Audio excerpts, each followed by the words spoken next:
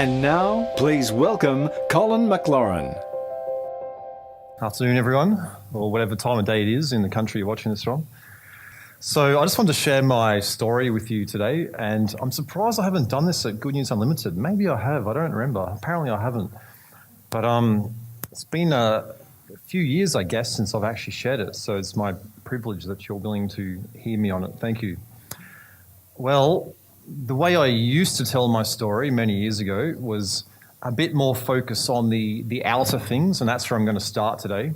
So basically, skip forward to when I was mid to late teenager years, mid to late high school. I was struggling. I was hating things. I took to escapes. So rather than go to class, do my study, all this sort of stuff, I'd have my head half asleep, resting on the table, or I'd be skipping class, or I'd be buying grog to get drunk every second night and try and just escape and have freedom or something like that, or escape the misery, I guess.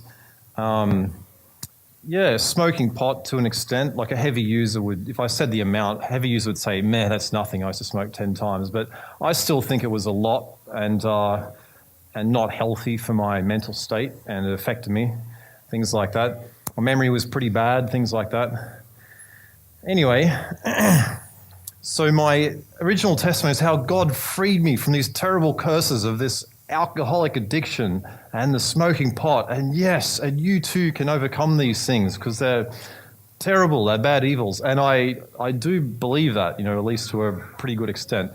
And there's many amazing stories I know of people who have had worse addictions, like heroin addicts who have managed to be freed from their addiction through accepting God. That's incredible. But I guess what I started to share a few years after telling that version of the story was just the emotional stuff. Obviously, you don't be like happy and loving life and everything is great, and emotionally you're just totally mature and secure and settled and perfect. And then you want to go and self-destruct your life. It's not really how it happens. So it wasn't just about the outward things. It was about the internal things as well. And I don't want to rant on about it or mope on about it. I had a lot of pain and was miserable most of my life. And that just got to, the worst state towards the end of high school. So, I don't feel a need to go into that much more. But I guess a firm belief, that no one loved me, no one cared, all this sort of stuff. And I'm sure there's plenty of people listening who have had that experience in the past, or maybe you feel that right now, that you really think no one even cares or anything like that. The world's just an unpleasant place. So, on to better news.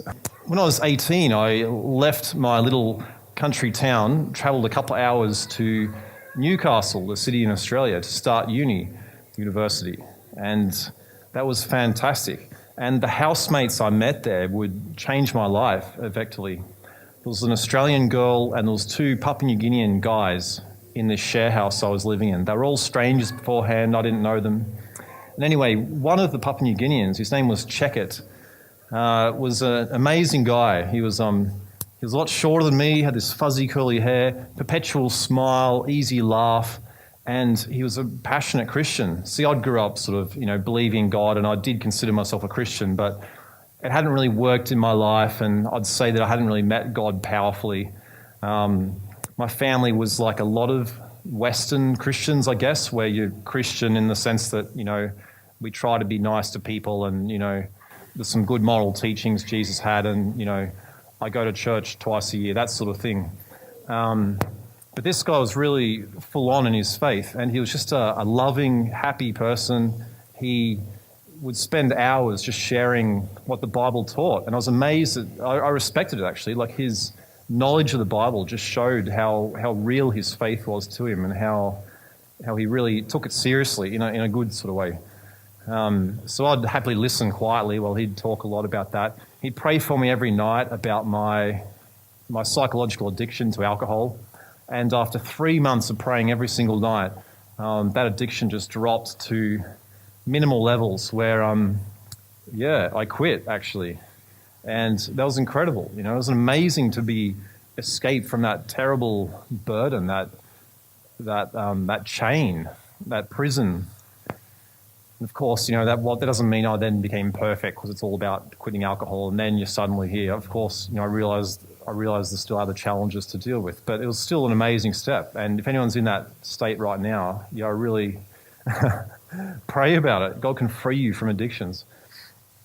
We'd have fun things like we'd try karate moves, not karate, but martial arts moves. Like you'd lie on the ground and flick your legs up and try to bounce up onto your feet without using your hands, if you can picture that. I don't think I'll try and demonstrate now, but you're lying, you flick your legs up. We'd eventually get it. But what we didn't realize is that pounding on the floor from every time you sort of land, and those vibrations will be traveling through there was a clay ground or something to the next house. So the neighbors next door are trying to sleep at night time, and he's boom, boom. They thought we were lifting weights and dropping them or something. But we met the neighbor. It turned out to be on fire Christians and awesome people as well.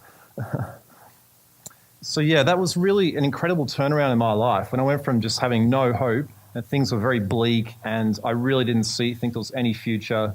I really had wanted to end it all in high school, but I kept going because I thought it was morally wrong to do so, and that God didn't want us to do that.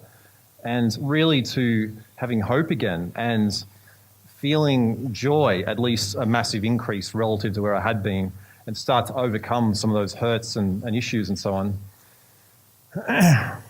It was really an incredible turnaround. And so I can thank Checkit and others for really pointing me to God, and for, of course, it was really God that did that great change in my heart.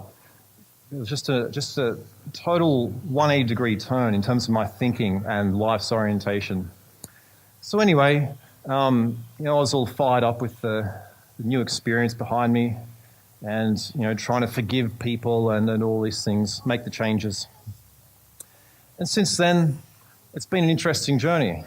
That's actually been 16 years now, so it's been a few years. It's taken me through a few different sorts of types of Christianity or church denominations. I grew up in a mainstream denomination, one that's been around for several centuries, one of the sort of normal mainstream sort of ones. But as I said, my family wasn't really overly religious. It's more about, be a nice person and things like that, rather than God is real and you can really experience God and you can really have this transformation. It wasn't that sort of approach.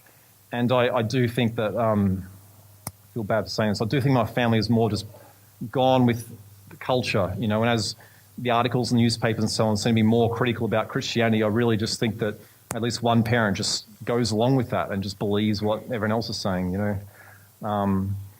whereas that's certainly not what God calls us to. It's took me through, an evangelical type conversion where God really became real for me. The Bible became real instead of thinking there was all these errors and so on that really stopped me from really believing to a significant extent it was really from God. It became like a really real book to me, and I read it a lot, read a lot of theology, and that was a fantastic process.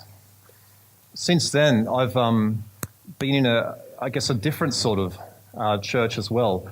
There's so many good things, there was challenges too, and I made mistakes like hanging out with people that didn't always treat me right, and that was my fault as well as theirs. The last few years I've been in different streams. One is more a focus on the experience of living a life with God, things like boldness, joy, this sort of thing. Not quite so heavy on the theology and the reading books, here, read this book, then you'll know God better. It's more of a how can we live this out sort of emphasis, I suppose. Or how can we experience God, experience that love and that peace and that joy. And I've also been with Good News Unlimited the last few years, which has been fantastic. It's been really great. Got some very good friends here, thank you. And all that Christian community has really changed my life in a tremendous manner. I used to value friendships before I really met God, before I really became a Christian, I guess. But I didn't really put it into practice. Whereas having the Christian theology that community is very important really led to me actually putting that into practice rather than just wanting it. And for me, church has really been an incredible source of that, especially at the moment. I'm probably leaving things out. Does anybody in the immediate audience have one question maybe as I finish? I'm sure there's things I've forgotten. What led you down the astrophysics path? Thank you. I was going to say that. Thank you to our cameraman. The last couple of years, I've also found a great passion, like work-wise, which I believe is a gift from God, because what it is, I study physics now, and astrophysics, or gravity even more specifically, general relativity, which was Einstein's theory of space and time and gravity.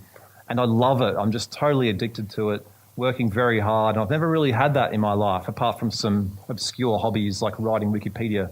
I've never had this drivenness and this work focus and love for what I'm doing. And that has really just given a lot more purpose and meaning and satisfaction. I feel like I'm using my time well. And that just happened from a long-term interest in physics and things like that, which eventually materialized.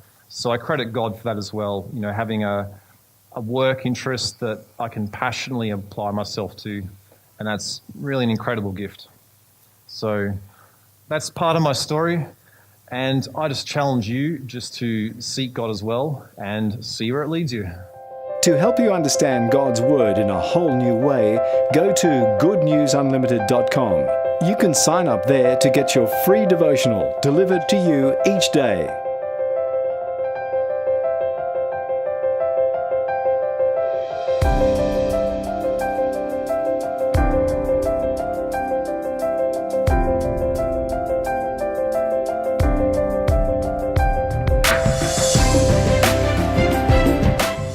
This program has been paid for by the partners and friends of Good News Unlimited. Word spreads fast.